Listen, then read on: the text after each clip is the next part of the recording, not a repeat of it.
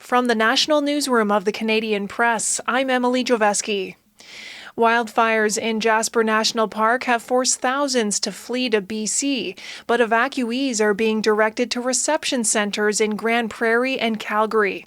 Stephen Lacroix with the Alberta Emergency Management Agency says BC is dealing with the impact of its own severe wildfires and evacuations. So British Columbia has been very gracious in facilitating the movement of Albertans through their province and actually helping us with a collection point in Valemount, but they had no capacity to house Albertans. The province estimates 17,500 Albertans are out of their homes from the Jasper fire and from evacuations in a string of communities in the remote north.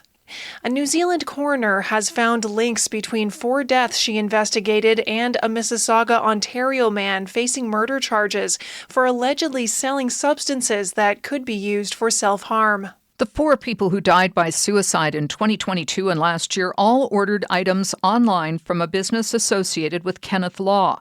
Law is charged with 14 counts of first-degree murder in Ontario for allegedly sending lethal substances to people who later took their own lives. He's not facing any charges in the New Zealand deaths. Don Kelly, The Canadian Press. First Nations chiefs in Manitoba say they're outraged and disappointed after the federal government reduced funds for searching the grounds of former residential schools. Communities could previously receive up to $3 million, but funding will now be capped at $500,000. Crown Indigenous Relations says the funding adjustments will not apply to previously signed agreements. Kamala Harris is framing her presidential race against Republican rival Donald Trump as a choice between freedom and chaos.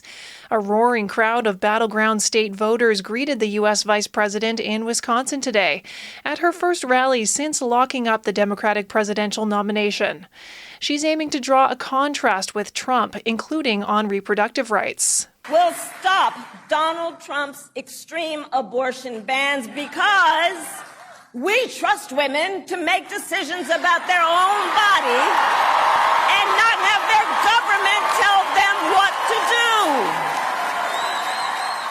do. Democrats have rallied around Harris since President Joe Biden dropped his re-election bid on Sunday. And a polar bear that died at the Calgary Zoo drowned after his throat was crushed by a fellow bear in rough play.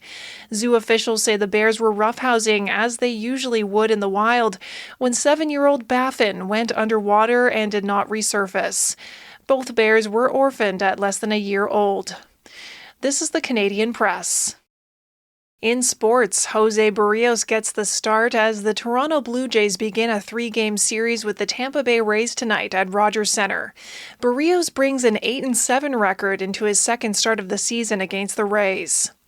Kayla Alexander had 21 points and 6 rebounds as Canada's women's basketball team continued its preparations for the Paris Olympics with a 77-74 win over third-ranked Australia in Spain. And Saskatchewan Roughriders receiver Ajo and defensive lineman Dwayne Hendricks of the Hamilton Tiger Cats were among the top performers in the CFL's Week 7 honor roll. Ajo had 4 catches for 110 yards in Saskatchewan's 19-9 win over the Winnipeg Blue Bombers last week. Hendricks registered 2 tackles and a sack in Hamilton's 27-24 home win over the Toronto Argonauts. From the Canadian Press, I'm Emily Joveski.